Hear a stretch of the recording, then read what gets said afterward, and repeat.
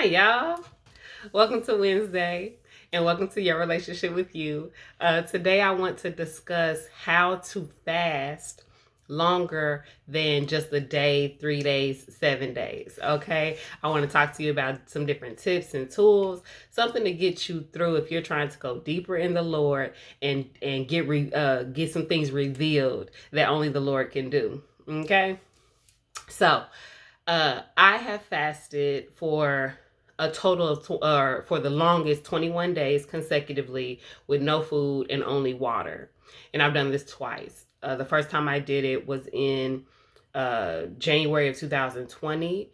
And then I recently did it in December of 2022. So, how did I do it? It's not easy. And it's not for the faint at heart. Okay. So, I have built myself up. Okay. So I've always done and practiced fasting. I fasted for 1 day. I've done 3 consecutive days. I've done 7 days. And so, I felt a urging in my spirit to fast longer. So that's the first thing. Your spirit will call you into fasting. You will start feeling, you'll start hearing different things. You'll start being more sensitive to the Holy Spirit concerning fasting. Different subjects of fasting will hit your ear differently. So your spirit, first and foremost, will call you into a fast. Okay. Now, when you enter a fast, it's always important to pray and ask God, how long should I fast? You know, the Bible tells us to acknowledge God in all of our ways and He will direct our path. Okay? So acknowledge Him. Ask Him, Lord, I feel in my spirit that you're wanting me to fast. How long do you want me to fast? Okay, so that's the first step. You'll feel it in your spirit as a nudging. 2, ask the Holy Spirit how you are supposed to fast, how long you're supposed to fast. Now, if you're called to an extended fast like I was, then you'll get that information. The third part, it's important to understand your why. What am I seeking the Lord for during this fast? That why will keep you going when your body is like, I need a piece of bread. I need just a Snickers because my attitude is upset. Okay. Like that why will keep you going and keep you focused on what it is that you're fasting for. It is so imperative. If you don't have a why, you may not last very long.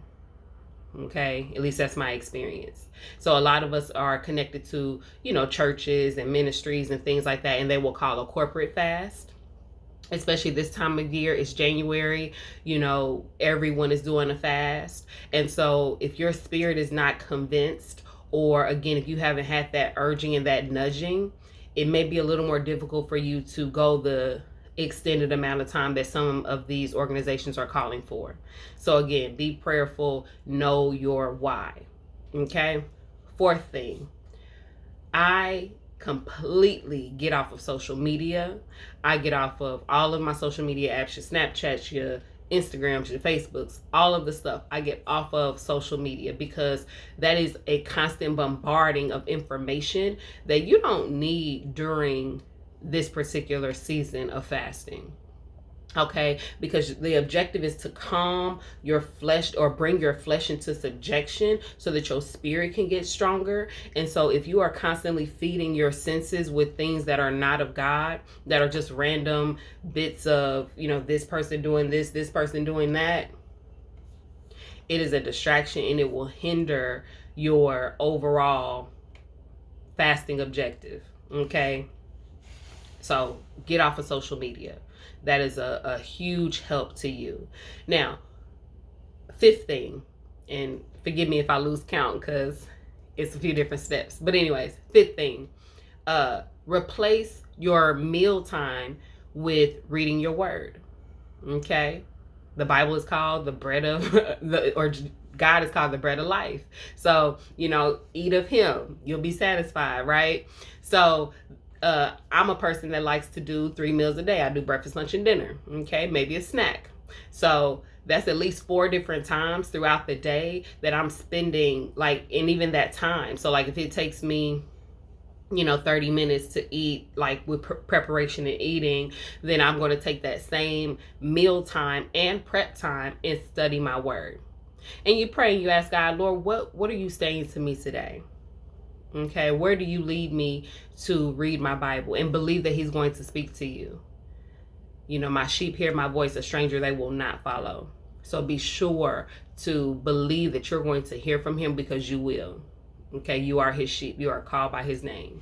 Okay, so replace your meals with Bible study, reading of the word. You can even supplement some sermons. YouTube has tons of different sermons, whatever subject matter you're facing, going back to that why am I fasting? Why am I trying to seek out the Lord? Find some YouTube videos and some sermons that correlate with that subject matter. Completely helpful. Okay, it gets you through. Okay. 6th thing, do not forsake the assembling of yourselves with believers. Do not forsake the assembly. There is strength that you gain from being in the presence of like-minded believers, holding up the name of the Lord. Like, it's essential. Do not go into complete isolation when you go into your fast. And this one is just my opinion.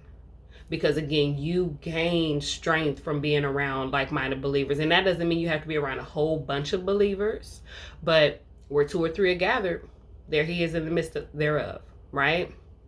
So do not completely forsake the assembly.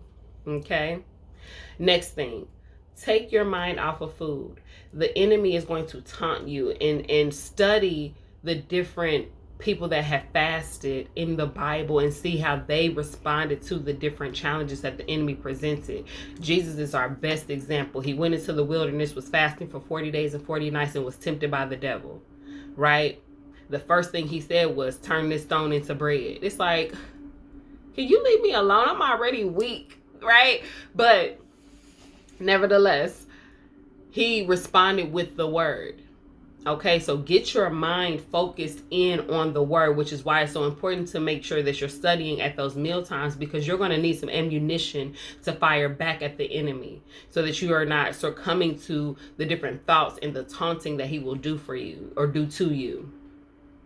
Okay, and then the last thing I'll say about how to get through an extended fast: set your mind. Set your mind. Be determined. When I just said I'm going to do 21 days, I'm going to do 21 days. And that's on period. There's not enough hunger. There's not enough anything. There's not enough events. I went to an event where I'm from Kansas City. I didn't tell y'all that at first, but I'm from Kansas City, and we do barbecue. Okay, barbecue is a staple in the community. Okay, and I went to a gathering where they had the good barbecue, the spot that I really like, with the baked beans and all the stuff.